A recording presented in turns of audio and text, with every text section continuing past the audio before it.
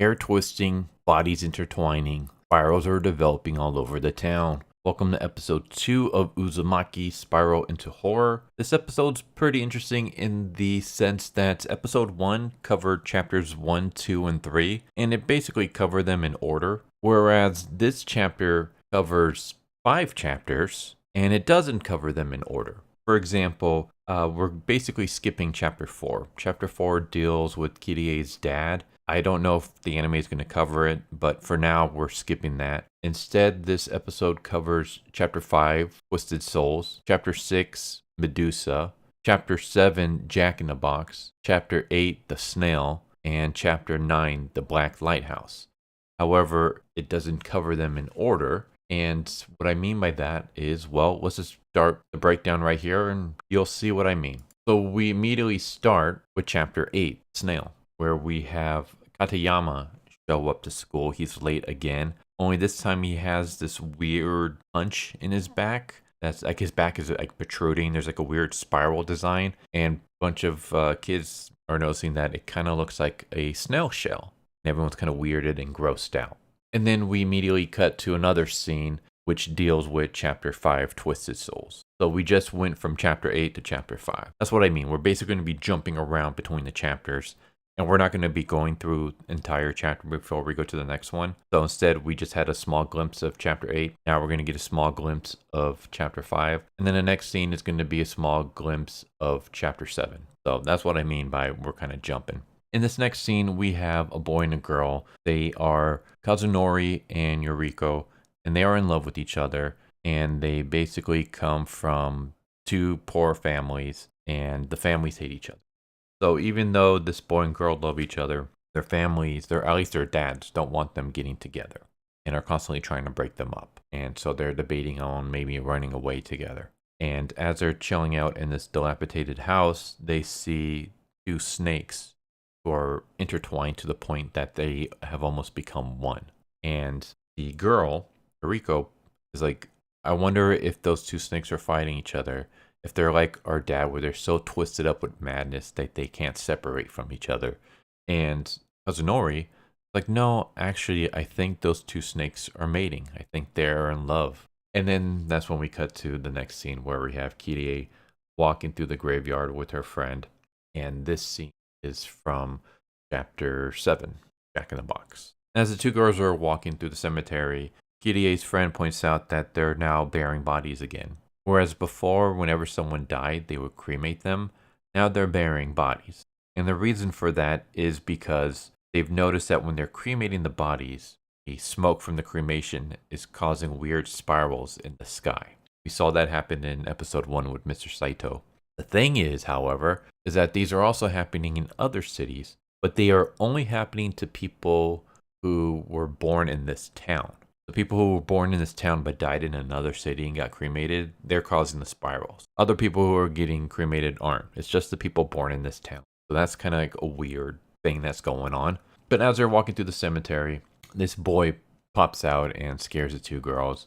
And this boy's name is Mitsuro, but Mitsuro sounds way too close to Mitsuo, which is Kirie's brother, who's going to play a part later on in this episode. So I'm just going to be referring to this character as Jack, because they nickname him Jack in the Box. The reason why they nickname him that is because he has a tendency to jump out of places to try to scare people. And Jack has a huge crush on Kirie and keeps professing his love to her. However, like Kirie's friend points out, Kirie is already taken. He already has a boyfriend, so stop bothering her. So Kirie leaves. Her and her friend go their separate ways as they're on their way back home. And Kirie comes across Kazunori, who is being pulled away from his girlfriend. And Kazunori's dad punches him in the face and starts yelling at him to stay away from the other girl. Kirie comes over to Kazunori. Basically, they kind of just have a little chat. And that's when Kazunori relays to Kirie that him and Yuriko plan on running away. They're going to leave the town. And to keep that quiet and not tell anybody. And Kirie promises that she will. Keep that quiet, I mean. Not that she will tell anybody, but that she's going to keep it quiet. And then that's when we cut to the hospital where we have Kirie meeting up with her boyfriend, Shuichi. And Shuichi is just basically pointing out that more weird things happening with spirals have been going on in the town. He shows her like photos. That's all we get there. It's just like a small little brief scene. And then we cut to the next day where Kirie goes back to school. And while there, this other girl points out, like, hey, Kirie, what's up with your hair? Kirie looks and she noticed that her hair has gone longer and the ends have spiraled. So now she has like spiraled hair. Of course, she's kind of freaking out because when the hell did this happen? Not to mention the fact that spirals in this town are not a good thing. She doesn't know what to do about it. So the girl tells her, like, well, why don't I just braid it for you? They put it up into a braid. They go to class. The teacher is doing a lesson. And in the middle of the lesson, Kirie's hair gets unbraided on its own and then starts fluffing up into the spirals. And this girl named Sakino notices and she starts getting jealous. And then that's when all the students start freaking out because they see Katayama show up. Only he's not showing up in through the classroom door. Instead, he's sliding up the school building like a snail. And they all look at him and he knows that he has turned into a snail. And I just thought this was kind of funny how like everyone's like kind of weirded out, but no one really seems to be making too big a deal about this. I'm like, this dude just turned into a snail and he's climbing up the side of this building. Like everyone should be freaking out. They should be calling the cops. They should be calling like the CDC, get quarantine over here. Is this some kind of weird disease? Like what's going on here? But instead, as we'll see later on, they just kind of chuck him into this cage. Uh, so, we cut to Kirie. She ends up leaving. She goes to a hair salon and she basically wants to get her hair cut short.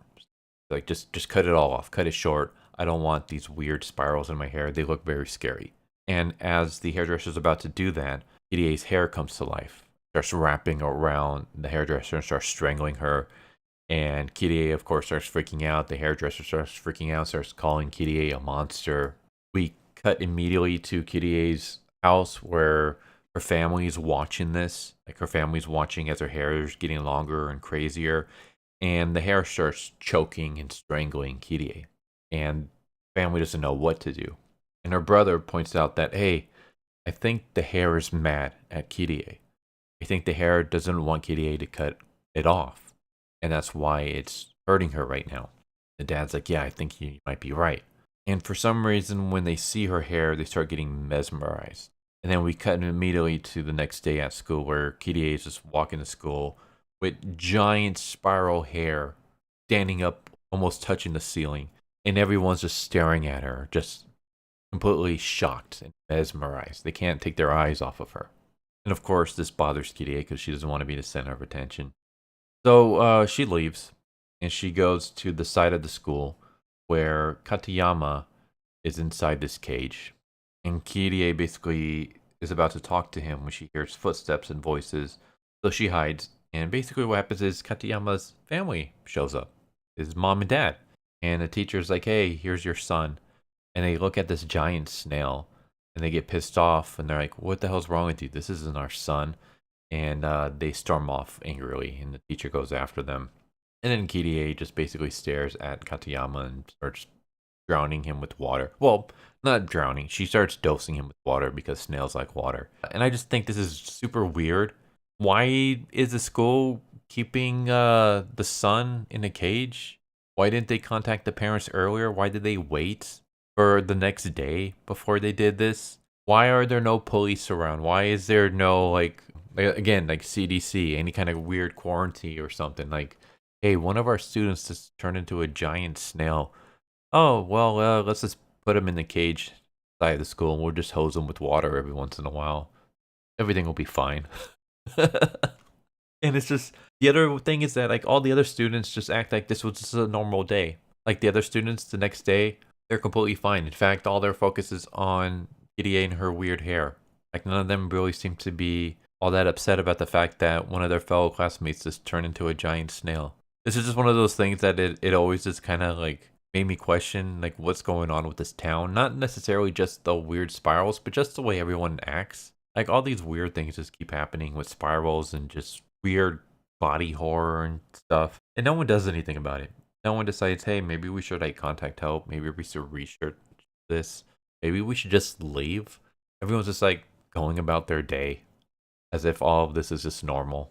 But we cut to the next day where Kirie is on her way to school and she has people following after her because they're mesmerized by her. And we see the bully that was bullying Katayama in the first episode. He's like lagging behind. Something's weird with him. He's off. He's kind of like tired already and stuff. And somehow on their way to school, Kirie gets separated from everybody else, and she gets stopped by Jack. Jack's like, "Hey, I have this present for you. I'm still in love with you. Please go out with me." And she basically tells him like, "No, I already have a boyfriend. You got to stop doing this." He's like, "Well, at least just open the present." He's like, "No, like I'm not going to open up a gift from you because I'm not going to accept it either way because I already have a boyfriend. You need to stop bothering me." And Jack is like, "I'll prove to you that I'm in love with you." And he sees a car coming. He puts himself in front of the car and he's like, "My love for you will stop this car." And of course it doesn't. The car ends up running him over and he ends up getting twisted under the front tires and he's dead. And then the present drops from his dead hand and it turns out to be a Jack-in-the-Box. This is different than how it goes in the manga. I mean, this part is pretty similar to the manga, only in the manga, Kirie opens up the present later on. And I don't know if I want to spoil it because I don't know if they're actually going to be covering this in the next episode. Then again, I said that for episode 1 about like if they're going to do anything with Shuichi's mom because they cut some stuff out there. They ended up not covering it. So, you know what? Yeah, I'll tell you how it's different from the manga, but I won't do it now. I'll do it right at the end of this breakdown. So, yeah, Jack is dead, and Kirie just witnessed this boy throw himself in front of a car. She's a bit weirded out by this, but not weirded out to not go to school the next day. So, yeah, it's this weird thing where like people keep dying, and Kirie is like witnessing this, and she's just like, "Well, I'm just gonna go to school." So Kirie goes to school the next day. Everyone's kind of like weirded out because they see the bully. He's now turned into a snail, and he's like crawling up on the school building. And the school's like, "Well, another one of our students turned into a giant slug. So what are we gonna do about this?" "I know. Let's throw him inside the same cage that we have Katayama in." So they just chuck him inside the cage, and then the two slugs. I keep saying slugs. The two snails start like mingling with each other, and then they start mating, even though they're two boys, or at least they're two males. But as it turns out later on, one of the teachers points out that slugs are hermaphrodites. They don't have that gender. So when Katayama and the boy ended up turning into snails, they basically became hermaphrodites. And so now they're mating with each other. So now it's like this cruel irony where the boy that was constantly picking on Katayama is now mating with Katayama. And as that's happening, we have Tsukino show up. And Tsukino is the rival who saw Kirie with her hair and was jealous. So Tsukino shows up, and now her hair is just like Kirie's. Long and spiral and just flying up towards the sky. And we have a hair battle. No, I'm not joking. We literally have the two girls using their hair to battle each other, almost like something straight out of a shonen series. So the hair starts battling with each other. Basically, Tsukino is upset that Kirie is getting like all the attention, and she wants all the attention for herself. So the hair starts trying to kill Kirie, and so Kirie starts sending her hair out to protect herself. And so we have the battle of the hair. And eventually in the middle of this battle, Shuichi shows up and he slices the hair that's strangling Kirie, and Kirie like, kind of passes out, and the hair starts wrapping around Shuichi and basically like cocooning him. Tsukino takes this as a victory. Like, "Hey, Kirie is knocked out. I win. Everyone shower me with attention." And so she starts walking down the streets. Everyone's staring at her, and she is just so excited that she has all this attention. And she's starting to like slowly like lose energy.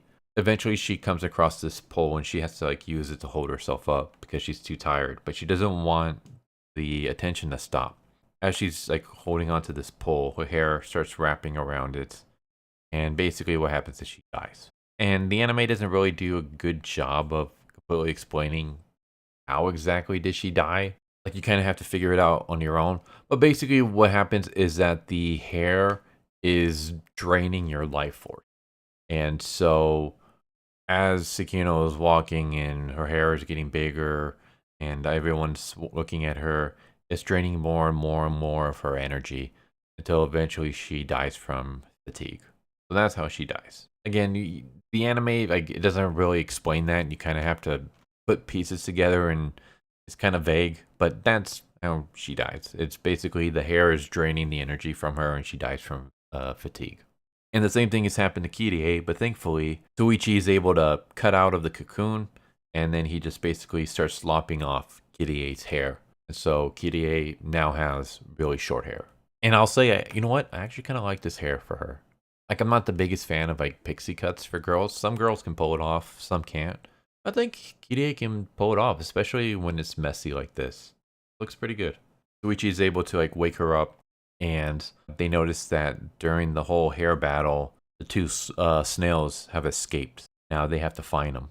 They notice like a snail trail. So they start following the snail trail, and they see a bunch of snail eggs, and their teacher is there. And their teacher starts stomping on the snail eggs and basically smashing them. PDA is like trying to get him to stop, but he's like, why? These aren't humans. They're no longer our classmates. They're weird monsters. Like, we have to dump off these eggs because we have no idea what's going to hatch from these, and we don't want more giant snails to be going around infecting this city.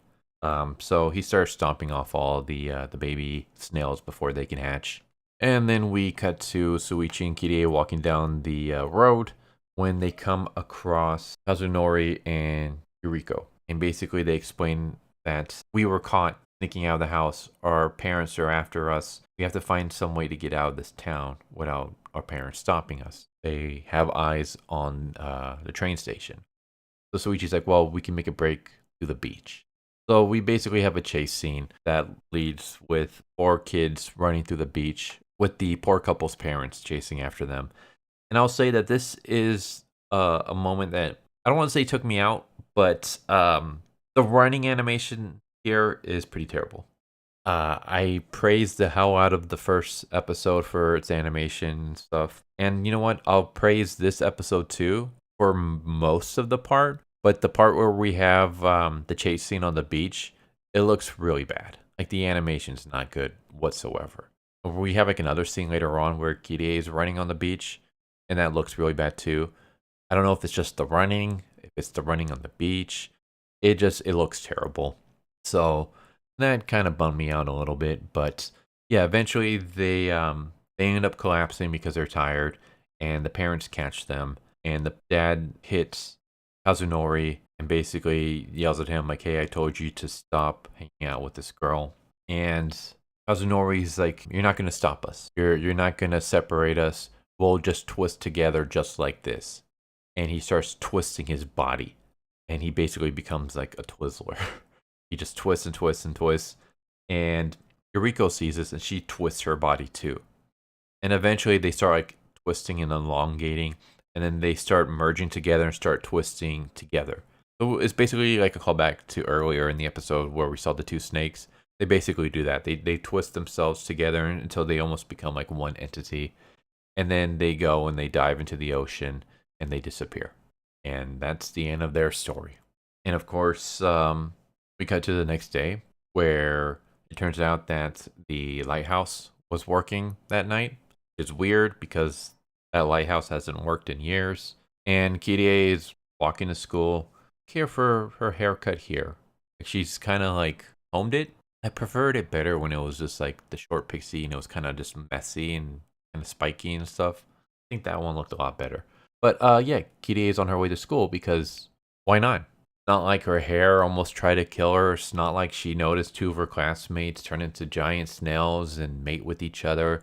It's not like she just had a boy confess his love to her and then throw himself in front of a car. It's not like she just saw 2 other friends twist themselves up into a Twizzler and jump into the ocean. Everything's fine. So let's go to school. Like, I'm sorry, like, I love you, Junji Ito, but Uzumaki would have worked a lot better if it was basically like each chapter was its own main character. And it was basically like, here's all the weird things happening in this town, all within like the same kind of time period.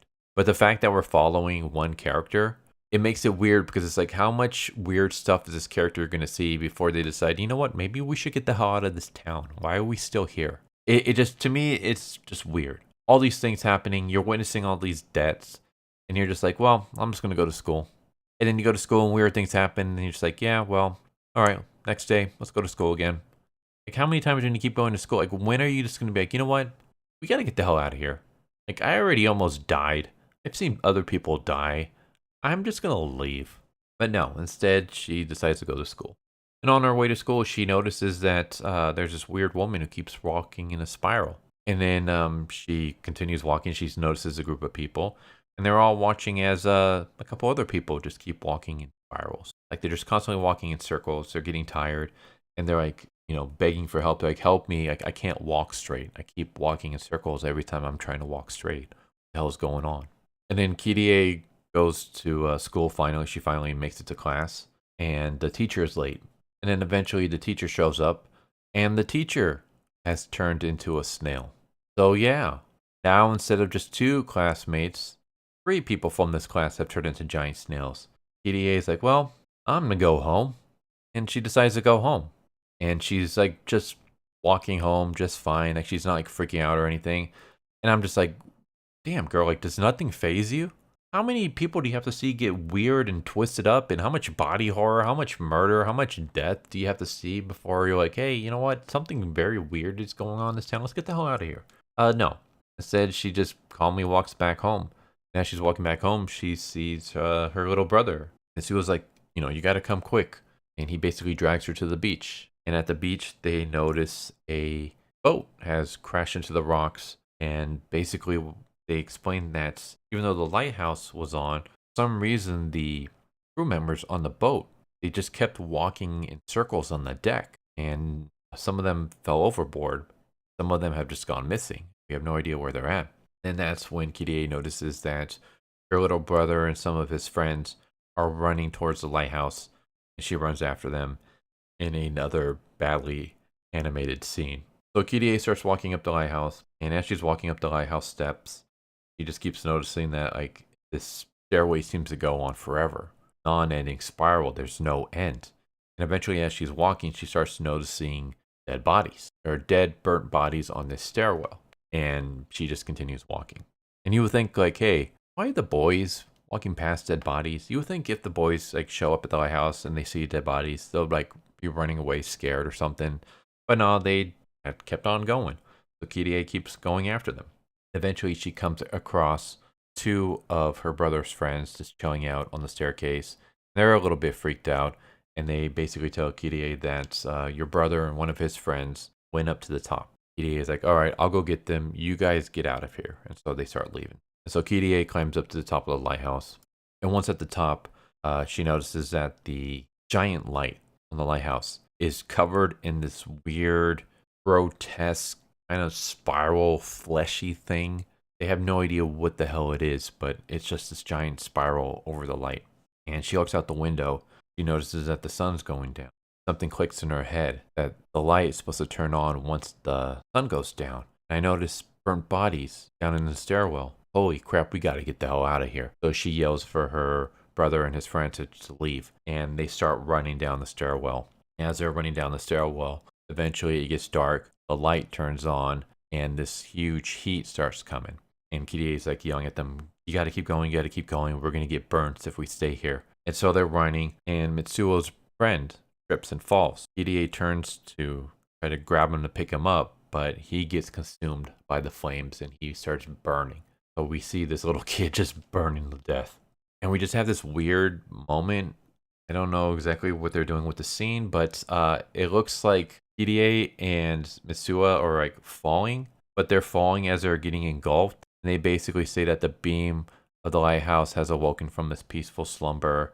This is not the end of the horror that this town is going to have. And then we cut to the end credits. And then once you get past all the end credits, we see a grave. And then it zooms in on the grave. And all of a sudden, out of the dirt pops Jack for one last scare.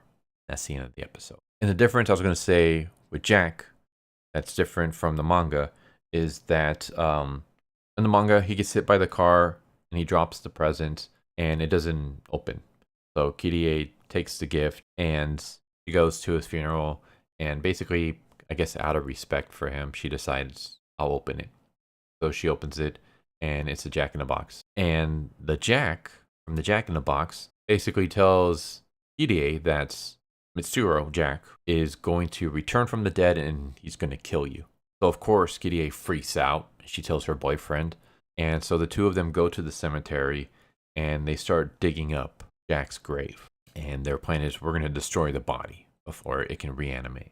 Unfortunately, it is able to reanimate and it starts chasing them. But thankfully, like because he's all like twisted up and he's like just reanimated, his legs like give out. They like start crumbling and rotting away, and he falls, and like the spiral that was lodged within him comes out of his body, and that's the end of Jack. So that's the difference between the manga and the anime. Looks like they cut out like that whole part. And I think the Jack at the end was just like one last little scare. I don't think we're going to see him again. But I guess if we do, then I might have accidentally spoiled some of part 3. But that's, I don't think we're going to do that. I think we're going to be continuing with more chapters because this anime still has more chapters it's got to cover before the end of the series. So yeah, that's what happens with Jack. That's the difference from the manga. Other than that, most of this was pretty faithful to the chapters, other than the fact that, like I said before, they're not told chronologically. So we don't just get like, here's all of chapter 4, well, never mind, chapter 4 got skipped. Here's all of chapter 5, then here's all of chapter 6, here's all of chapter 7, because that's how the first episode did it. The first episode was like, here's all of chapter 1, here's most of chapter 2, and then here's chapter 3. Whereas this one, it's like we jump from chapter to chapter to chapter, and we just keep jumping back and forth until eventually we can come through and cover all the chapters. So I thought that was kind of interesting. All in all, I do enjoy this episode. I still really enjoyed the series a lot. Watching it again, though, it does kind of like remind me once again that like the main characters are just very, very weird in the sense that none of them decide to do really anything about what's going on with their town. I always thought that, like I said before, Uzumaki would have been better if each chapter was its own character. So it was basically like, here's this weird town. Here's like weird things that are going on in this town. In every chapter, we get to cover a different part of the town. We get to cover a different resident of the town. And we get to see like what their story is. Whereas instead, because Kirie is the main character, it's just we have all these weird things happen. And Kirie just kind of, she's so passive. Kind of bothers me a bit. Again, it's faithful to the manga in that regard. But it's still one of those things that always kind of bother me. That the character is so passive to the point where she can witness all these strange things happening. She can witness like her life being in danger multiple times. That she's witnessing other people being killed or murdered, or just having like grotesque body horror transformations. And not once does she stop and think, you know what, maybe I should get out of here. Instead, she's like, let's go to school. You know what? Let's go to school. Let's keep going to school. Keep going back home. Let's just not bother doing anything about this. Let's just keep going through life, and hopefully the spirals will leave me alone at some point. So, yeah, that always just kind of bothered me.